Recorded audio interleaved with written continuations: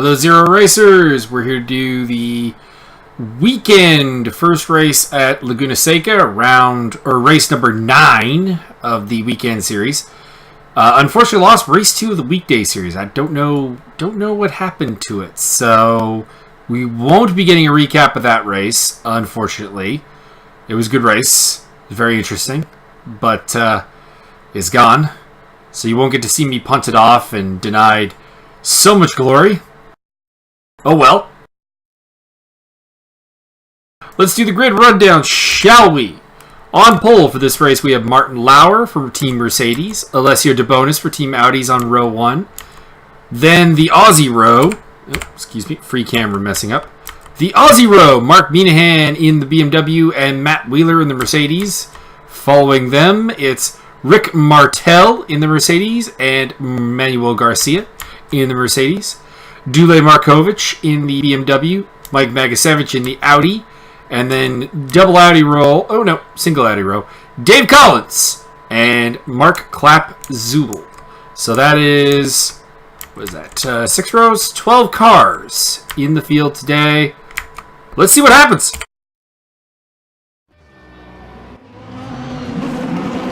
We'll ride with Martin Lauer here at the start of the race. And they're off! Lauer with a little bit of whiz spin. I think that's going to open him up to possible attack from De Bonis. Nothing there. Mark Minahan appeared to get off to a really bad start from P4. There he is. Couple pylons flying around as well. Lauer is going to keep his lead. Matt Wheeler and Rick Martel putting the pressure on the Audi of Alessio De Bonis, who is ruining an otherwise very Mercedes-heavy top 5. Mark Clapp-Zuhl up from P12 all the way to, I want to say that's P6 ahead of Minahan, Magasevich 8th, 9th for Markovic, 10th for Collins. Just 10 cars actually, not 12. Back at the front, Martin Lauer still leading the way, heading into the big corkscrew. Famous turn, of course, Laguna Seca's trademark.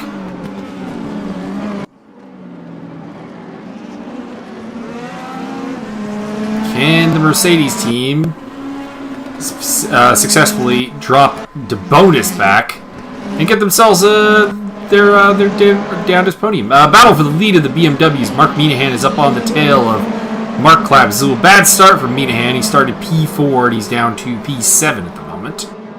Magasevich 8th, Markovic and Collins rounding off the top 10. That should be DRS, I think, for Minahan, although Clapp-Zuhl should also probably have DRS off of Garcia. Looks like the top 3 are starting to scamper a little bit away as Rick Martel in the 84 Mercedes, a little cork in the bottle. Minahan losing a bit of control there. It's going to put him under pressure from Mike Magasevich in the number 99 Audi.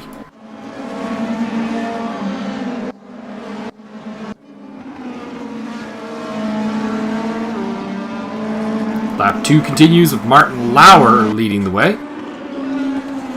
Pole sitter. Under pressure, though, from De Bonis, and they have kind of dropped Matt Wheeler, who's kind of on his own in 3rd place. Oh, Rick Martel going way off the track. Oh, that's terrible for him. That's going to drop into the back, I'm pretty sure. Yeah, there's Dave Collins, who I believe was the back car. So, yeah, Martin Lauer still leading after a huge moment behind him. Any other changes? Manuel Garcia, Mark Clapp-Zuhl. Doesn't look like anyone else has changed position. Just Martel losing it in the kink. Pressure still on here. Oh! Whoa! It's got to be a flaw in the replay there as De Bonis' car becomes part of Martin Lauer's. It looks like I skipped a lap. My apologies. Doesn't look like anything really happened, so we're not going to bother going back.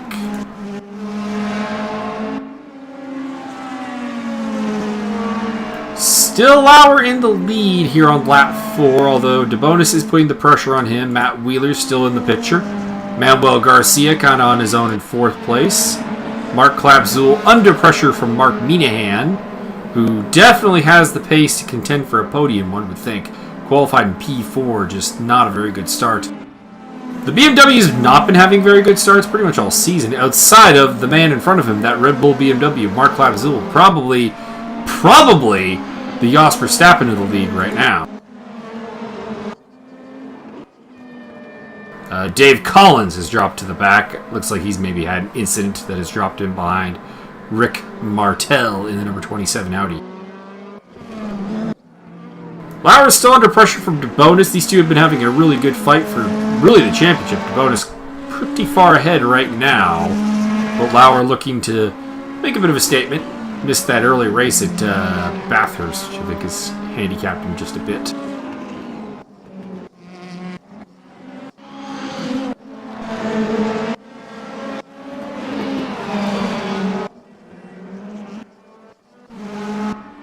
Not much action otherwise. Unfortunately, of course, this is the downfall of Laguna Seca in a lot of ways. There's not a lot of pristine overtaking areas. You're kind of reliant on the car ahead making a bit of a mistake or being a little bit brutish with the pass. It's a narrow track, reasonably twisty, but without a particularly large number of hard braking zones, which doesn't really open it up to a lot of passing.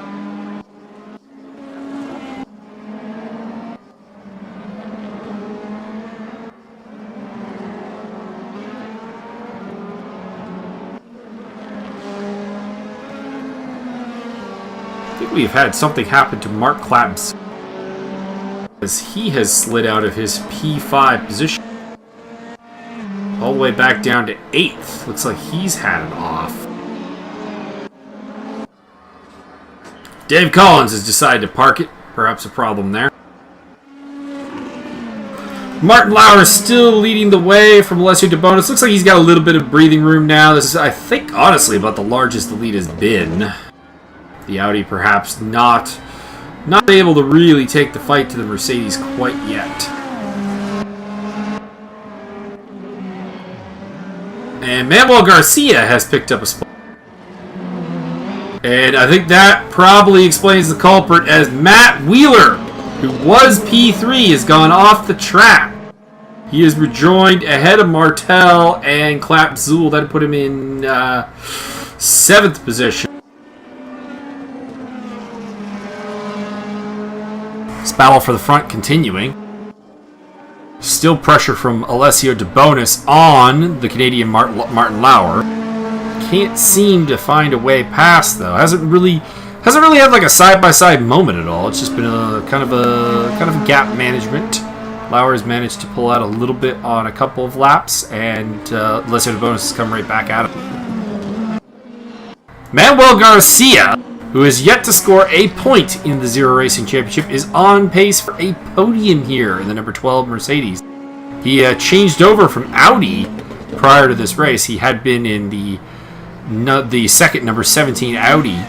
Now he's in the number 12 Mercedes of Daniel Juncadella, looking to become the first Spaniard to pick up a podium in Zero Racing. Mark Minahan has come back up to 4th place. Good run from him in the BMW. 5th place going currently to Magasevich, who has Dule Markovic and Matt Wheeler right behind him. I think this is probably the most interesting fight on the track because you have Magasevich, probably the slowest of these three cars. I mean, he did out-qualify Markovic. Yeah, Wheeler going past Markovic. Wheeler, who was looking pretty certain for a podium before making a mistake, is going to look to definitely get up in this action, in this business. Would be a big deal to get past the second of the Audi cars in the 3rd Mercedes car. Mercedes still looking to make a big bid to come back at Audi after a strong start to the season for Audi that hasn't really particularly followed up with a lot. Rick Martel still running around in 8th place, ahead of Mark Clapzul and Dave Collins. Martin Lauer, I do believe that is by far the largest gap he's had throughout this race. Perhaps a minor mistake from De Bonis has allowed the number 3 Mercedes to wiggle away into the distance.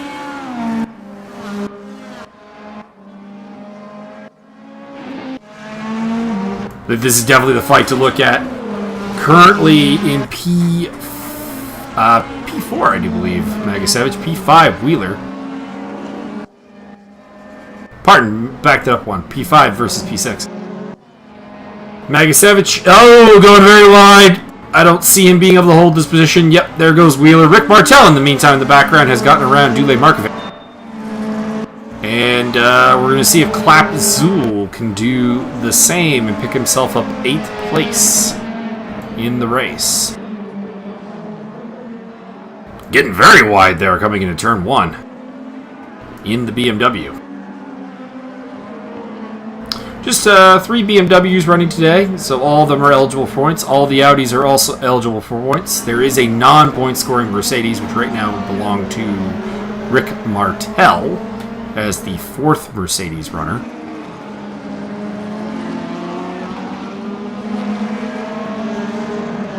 Clapzool continued to show very good results in the races. He's been struggling in qualifying, been down on the grid, and has been really having to make things happen with great starts, followed by just good racecraft.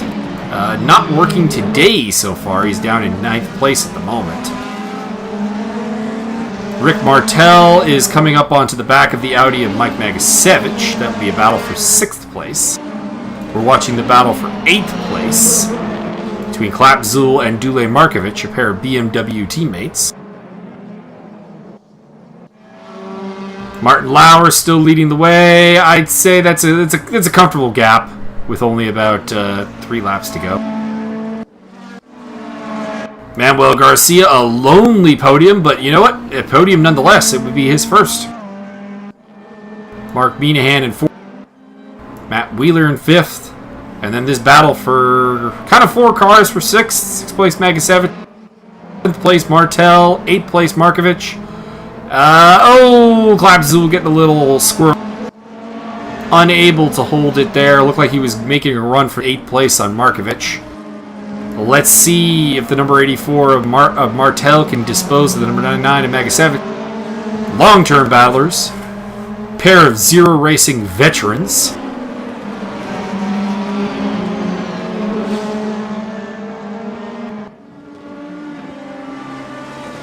Martel, a former champion. Getting almost side by side into the corkscrew. That perhaps would not have been the most advisable move. I think it's upset the 84 car because Magasevich just pulled away from him. Markovic may be on the attack here. Fantastic battle here for 6th place.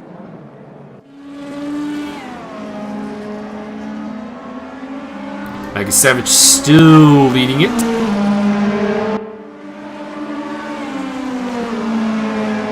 Not much going in the top 5 positions, but the back of the grid is providing some excitement.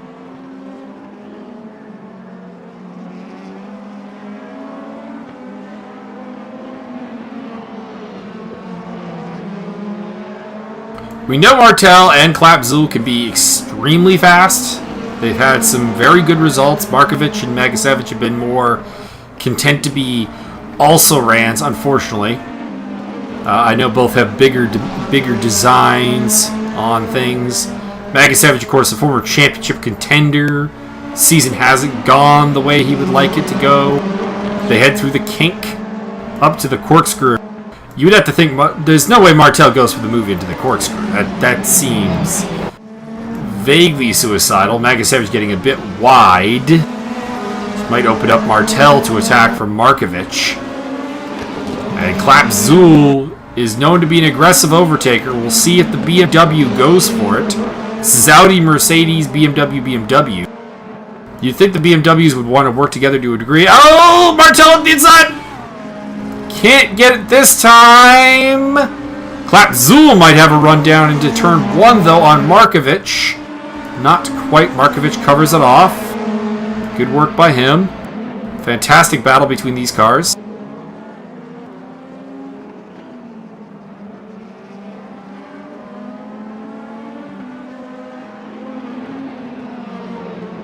Not much happening at the front of the pack still. Markovic getting... I'm not really sure there was really a move on there if I'm Dule Markovic. And I think he's had a problem We'll have a look at it in a second, but I think Dule Markovic has had a big problem. Back at the front, Martin Lauer, I believe, is taking the checkered flag at this point. De Bonis, Garcia, Minahan, Wheeler. Oh, Martel loses it! Megasevich got a little bit off line 2, and Klapzul's going for it. Around the outside, that's a ballsy move. Not for now. Megasevich still holding. I believe we have one more lap after this. He is off. Rejoining. Oh, and he spins it out. He can't hold it. All of that. It goes to Klapzul. Through goes Martel. Is Markovic going to go through as well? I think so. Yes. What a terrible, terrible moment. Martin Lauer is going to take the checkered flag here in race 1 at Laguna Seca. At the end, pretty comfortable for him, although early on in the race, he definitely had some pressure from the Audi of Alessio De Bonis. But by the end, he developed a pretty comfortable gap. He'll take the win. De Bonis is second. Third is going to be, I believe, Manuel Garcia. He's got a ways to go, but no one really near him. Just needs to bring it home. Very spiffy looking livery, actually. The black and red and yellow of Daniel Junkadea's car. Mark Minahan in 4th, top BMW. 5th for Matt Wheeler. 6th, Mark Klapzul. He just let everyone else basically take themselves out ahead of them. We had problems for Rick Martel, problems for Mike Megasevich, problems for Dule Markovic, and he was there to profit and take a 6th place. Rick Martel coming home in 7th. Little victory weave there from Klapzul. Maybe a little bit premature, actually. Martel got pretty close to him. 8th place is going to go to Dule Markovic. And 9th place, Mike Megasevich. A 6th place was on offer. And he really has no one to blame but himself, cracking under the pressure. So that's all for race 1 from Laguna Seca. We'll be back for race 2.